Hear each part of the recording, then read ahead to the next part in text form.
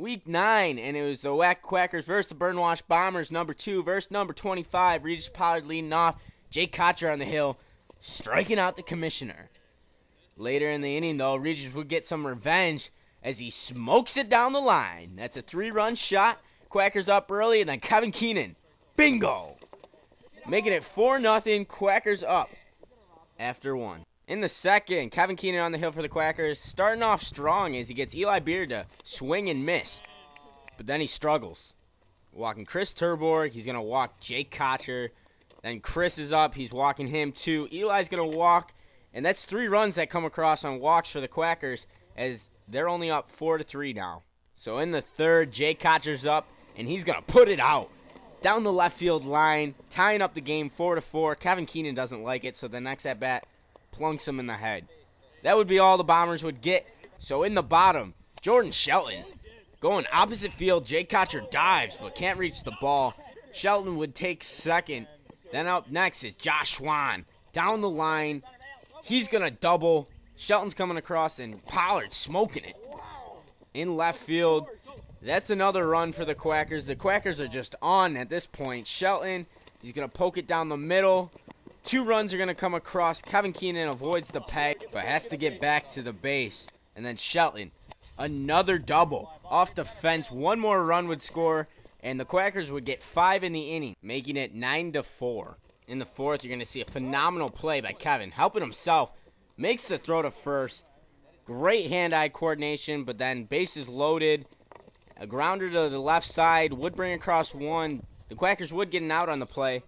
And then get another out to end the inning, but not before the Bombers score another run to make it 9-5. In the bottom, Kevin Keenan's liner to Chris Peterson can't make the catch, but then Regis Pollard can't stay on second either. That's going to be an out. Josh Swan grounding it hard. Jake Kocher stealing candy from a baby. That's an out. Quackers won't get any runs in the inning, so going to the fifth, 9-5. Kevin Keenan trying to stretch out that arm. Jake Kocher up the middle. 1 run would come across. Chris Peterson's up next. His liner's going to be caught, but then Pollard throws it away at second. 1 run's going to come across on that. Then Swan tries to peg out Kocher at second. Another run coming across. And then Eli down the line, making it 4 runs in the inning. Bombers threatening the Quackers, but Chris Peterson's flyout's going to end the inning, making it 9-9 going in the bottom. Josh Swan has other ideas. He's going to bring across 2 with his single as the Quackers regain the lead. Then Kevin Keenan, ding-dong, as he hits his 2nd home run on the day. The Quackers would score 5 in the inning, making it 14-9, and that's all they needed as the Bombers could only score 2 in the last inning, and Kevin Keenan cruised to the victory as the Quackers win by a final of 14-11. The second game on the day was the Wonders versus the Workhorses, both with a substantial losing record. John Voos, first game since week 1. Hits it out in his first at-bat, then Cap. He's going to double off the fence. Wonders were on early on, and Cap would hurt him again. His first home run on the day, he was just getting started, as the Wonders mercy the Workhorses in the first. In the bottom, JT up the middle, Sean Anchor, bases are loaded. Better get on the move. He's going to score. 2 runs are coming across. And then Mike Anderson up next. His hit to right field would bring across J.T. Williams, and then finally Sean Anchor, a double to center, brings across the final run as the Workhorses score 7 in the first, as the Wonders are still up 9-7. In the second, Sean Anchor still in the game pitching, still letting up home runs. John Cap's 2nd on the day. Anchor would eventually get pulled, and then Mike Anderson gets Cap to fly out, looking good early on, striking out Eddie Whiteside here, but then struggles after getting the first 2 outs. He's going to duff this grounder. Sean Anchor's going to pick it up, try to get Cap. And wow, almost takes off his head, slowing it down. Anchor just misses Cap's head. He's still got his head, and he's still hitting home runs. John Cap going cuckoo for Cocoa Puffs as he hits his 3rd home run on the day. So in the bottom, the Wonders start struggling pitching. That's Kyle Sickles walking 2 straight. Then Eddie Whiteside's going to come in, and he's going to get some outs. Sean Anchor flies out. Then J.T. Williams, he's going to ground out. The Wonders get out of it, only letting up 2 runs, and they're up big, 19-9.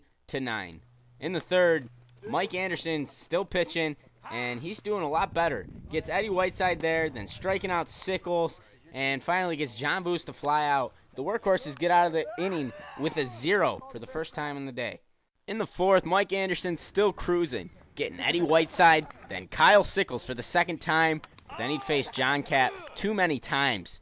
4! As John Cap hits his 4th home run on the day. Tying the record, JT makes a valiant effort. Mike Anderson would finally end the inning with a strikeout of John Booth as the Workhorses are down 22-14. In the bottom, Mike Anderson's going to walk, and then Sean Anker's walking. Eddie Whiteside walking everyone. There's Mike again. Anker one more time. Then JT is going to swing, and he's going to put it on the ground. 2 runs are coming across on a single. Then he kind of gets greedy. Tries to take second. Eddie Whiteside pegs him. And Williams would take a spill, taking another look at it. Whiteside's not going to let that fly. Hits him. JT crashes hard in the ground. In the 5th, the Wonders already up big, and John Booth hits his 2nd home run on the day.